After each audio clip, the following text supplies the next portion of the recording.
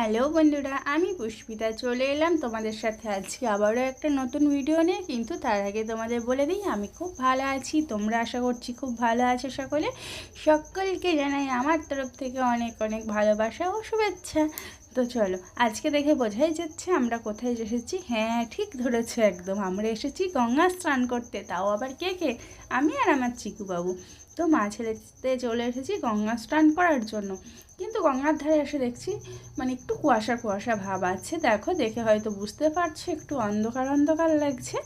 এবার চিকুবাবুকে আমি বললাম, চলো তোমাকে আমি সর্ষের তেলটা ভালো করে মাখিয়ে দিই, যেহেতু তুমি গঙ্গা স্নান করবে। চিকুবাবু কিন্তু আমার কথা মতো গামছা পরে নিয়েছে। ওকে বললাম, তুমি গামছাটা পরে নাও, দিয়ে সর্ষের তেলটা মেখে নাও। চিকুবাবু গামছা পরে সর্ষের তেল মেখে রেডি, গঙ্গা স্নান করতে এসেছে। বাবা আনন্দ বিশাল, গঙ্গা স্নান করবো বলে কথা। তো চিকুবাবু খুব আনন্দে আত্মহারা আমাকে ডাকছে, মা এসো এসো এসো, গঙ্গার জলে নামবো চলো। তো যাই হোক, চিকুবাবু আর আমি এবারটি গঙ্গা স্নান করবো বলে নেমে পড়ছি জলেতে। তো চিকুবাবু গঙ্গা স্নান বলে রাখি এই নিয়ে দুবার করেছে। হ্যাঁ, একবার করেছিল আজ থেকে বছর দুয়েক আগে, আর এই এলো আমার সাথে গঙ্গা স্নান করতে। কিন্তু চিকুবাবুর আর একটা বিশাল হাসির জিনিস আছে গঙ্গা স্নান করতে আসলে, ও গঙ্গার জলে ডুব দিতে পারে না। হয়তো এখন ছোট, বড় হলে হয়তো অবশ্যই ঠিকই পারবে। কিন্তু হ্যাঁ, আর একটা জিনিস বলি চিকুবাবুর জন্য, চিকুবাবু কিন্তু জলে নামতে খুব খুব খুব ভয় পায়। আমি সাথে আছি জেনেও কিন্তু গঙ্গার জলে নামতে পারছে না, এতটা ভয় পাচ্ছে সে বলার মতো না। কেনই বা হবে না বলো? আমার মাও তো তাই, আমার মাও এখনও অবধি গঙ্গার জলে নামতে ভয় পায়। তা আমি মাকে বলছিলাম সেটাই বাড়ি এসে ফোন করে, যে মা তোমার মতোই কি আমার ছেলেকে হতে হলো?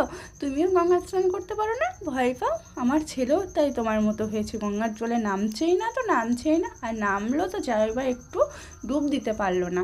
গঙ্গার জলে নেমেই ডুব দেবো না বলে বাইনা আরম্ভ করে দিল।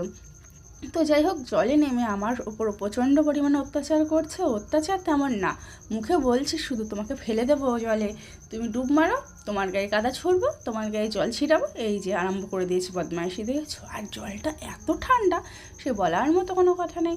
জলটা তো অবশ্যই ঠান্ডা হবে, শীতকাল, শীতের সময় জল তো ঠান্ডাই। আর তার উপর এখন বাজে সকাল 6:30 7টা, বেশি বেলাও হয়নি। তাই সকাল 6:30 7টার সময় স্নান করতে আসলে তো জলে ঠান্ডা ঠান্ডা একটা ভাব আসবে। এবার হ্যাঁ, যদি একটু রোদ উঠে যেত বেলা 12:30 বা 10টার দিকে আসতাম, তাহলে হয়তো রোদে রোদে স্নানটা করতাম, তখন হয়তো অত ঠান্ডাটা লাগতো না। তো চিকুবাবু এবার চান করতে নেমে বদমাইশি করছিল বলে পাশে একজন স্নান করছিল, ছোট্ট ছোট্ট ভাইয়েরা, তাদেরকে ডাকলাম যে একটু আয় না, ও একটু স্নান করবে, তোদের সাথে দেখি সাহস করে নামে কিনা জলে। তাও দেখছি একই ব্যাপার, আরে না, সেও তো ভয় পাচ্ছে, জলে তো কিছুতেই নামছে না। ওদেরকে দেখেও সেই বদমাইশি আরম্ভ করে ফেললো। আমি শেষে বাধ্য হয়ে টেনে একটুখানি জলে নামালাম, নামিয়ে নিয়ে বললাম, তুই যা করবি কর, আমি তোকে দেখিয়ে দিই কীভাবে ডুব দিতে হয়। না, হবে না, আমি পারবো না, আমি অমুক, আমি তমুক, সে বলেই যাচ্ছে।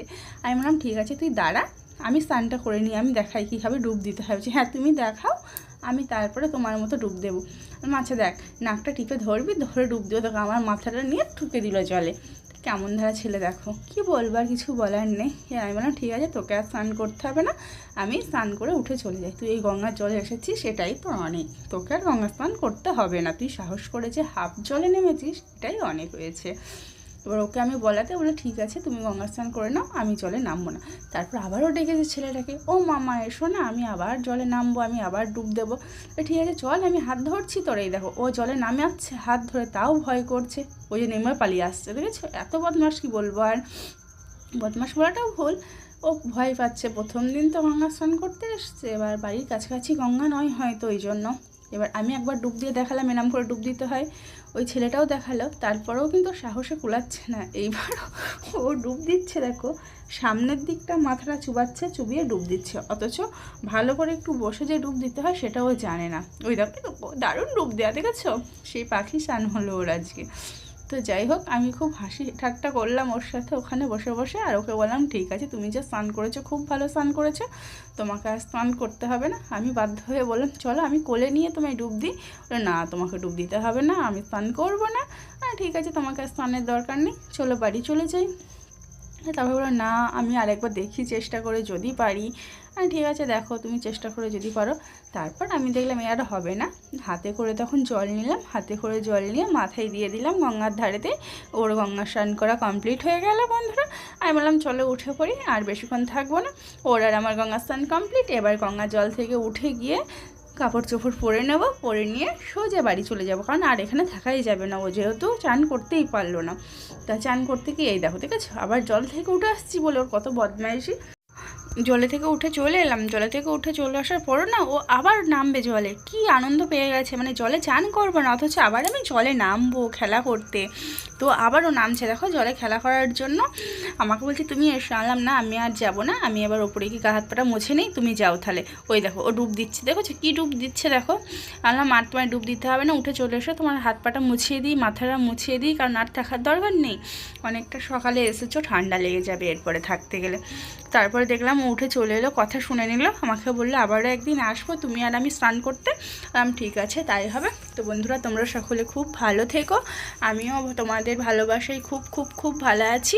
টাটা, আবারও দেখা হবে অন্য কোনো একদিন, অন্য কোনো একটা ভিডিও নিয়ে। অবশ্যই তোমাদের সঙ্গে আবারও একটা লং ভিডিও নিয়ে অবশ্যই আসবো আমি।